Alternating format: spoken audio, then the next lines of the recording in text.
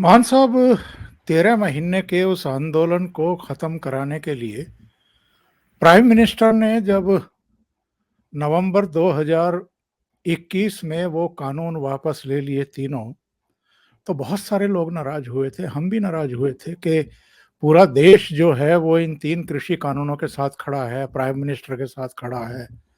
क्यों इनको वापस लेना पड़ा? तब उन्होंने केवल ये कहकर के मामला खत्म कर दिया था कि किसानों से तो मैं माफी चाहता हूं जिनके लिए लेकर के आया था, और मैंने ये राष्ट्र हित में वापस लेने का फैसला किया है। क्या अब ये माना जाए कि प्राइम मिनिस्टर के पास वाकई सूचनाएं थी? अजित डोभाल साहब ने कुछ जानकारियां दी थी कि ये इसकी आड़ में बहुत बड़ा खेल करना चाह रहे हैं पंजाब में और दूसरी जगहों पर। हाँ, आई एम श्योर। अब इस बात को मैं पूरी कन्विक्शन के साथ और उससे नहीं कह सकता, पर मेरे को इतना जरूर पता है, जैसे मैंने आपको ओपनिंग में कहा कि भारत एक बहुत मजबूत देश है जो अपनी ताकत नहीं दिखाता। तो आईड लाइक टू बिलीव कि प्रधानमंत्री जी को इस बात का इल्म था, उनको इस बात का ज्ञान था कि ये चीज जो देश के दुश्मन है वो बनाने का प्रयास कर रहे हैं, और कहीं ना कहीं इस बात का भी उनको अंदाजा था कि बेहतर ये है, राष्ट्रहित में बेहतर ये है कि इस वक्त इनको वापस ले लिया जाए। उसके पीछे एक कारण और हैं। एक जी जी। आप इसको समझिएगा कि यस, ये अलगाववाद का एक मूवमेंट जो है ये एक बड़े पैमाने पे और मोमेंटम गेन करता और लोगों को साथ जोड़ लेते। उस वक्त भावनाएं बहुत भड़की हुई थी, और अगर आपको ध्यान हो चौधरी साहब, हमने बहुत डिस्कस किया है किसानी आंदोलन को, कृषि कानूनों को, और बहुत कम ऐसे सिख थे जो सामने आके बात करते थे, जबी जुबान बोलते थे।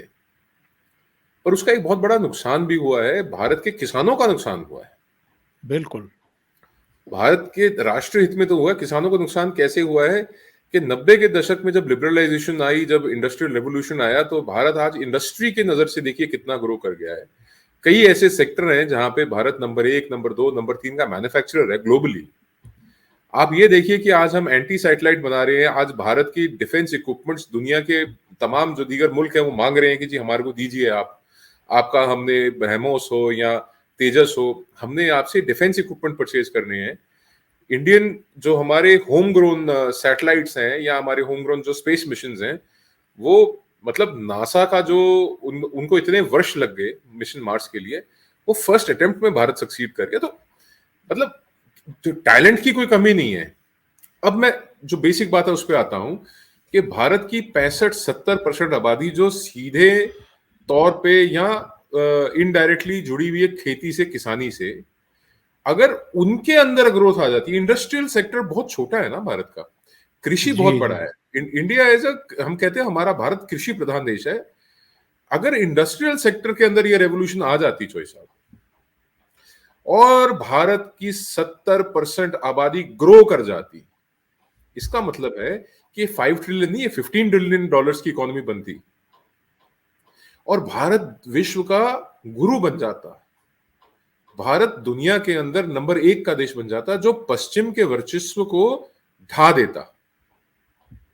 क्योंकि पश्चिम जब ताकत में आया तो उसने अपनी सोच को इंप्लीमेंट किया, उसने दुनिया को तोड़ना शुरू किया, उसने दुनिया में जंगें लड़ाई, लड़ाइयां लगाई, और उसने दुनिया को बर्बाद किया, और वो निरंतर करता आ रहा है। इराक उसका जीता जागता उदाहरण है। अफगानिस्तान, सीरिया, ये सब तमाम देश उसके जीते जाते उदाहरण है। लिबिया उसका उदाहरण है।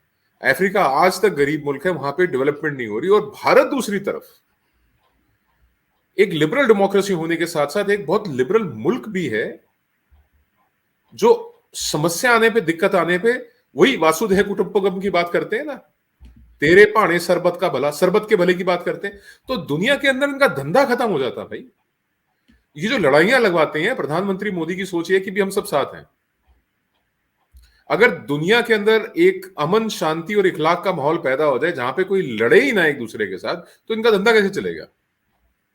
मैंने बोला ना, वॉर इज अ बिजनेस, जंग धंधा है। तो इन्होंने ये अपने जितने इनके स्लीपर सेल्स हैं, पैसा फेंका, लोगों को खड़ा किया, प्रॉपअप किया, ये खड़ा हो गया, वो खड़ा हो गया, कोई इच्छाधारी आ रहा है, कोई भेष बदल रहा है, कोई मतलब टेम्परेरी किसान बन रहा है, जिसकी 2 मरले जगह नहीं है, वो अपने आप को किसान बता के वहां पे आंदोलन में बैठ रहे और उग्र भी हुए। एम क्या था कि भारत का किसान, भारत की 70% आबादी अगर जाग गई, अगर वो इकोनॉमिकली जाग गई, अगर वो सक्षम हो गए, अगर उनकी कमाई आमदन अच्छी हो गई, तो भारत तो डेवलप्ड कंट्री हो जाएगा। तो ये सब चीजें जो है ना, ये षड्यंत्र का हिस्सा होती हैं और इनको बड़े नजदीकी से समझना चाहिए। और इस बात का इल्म था प्रधानमंत्री मोदी को कि भाई ये और दिक्कत पैदा हो और समस्या पैदा हो। उन्होंने कहा कि भाई मैं आपको समझा नहीं पाया, इसलिए मैं राष्ट्र हित में ये कानून वापस लेता हूं।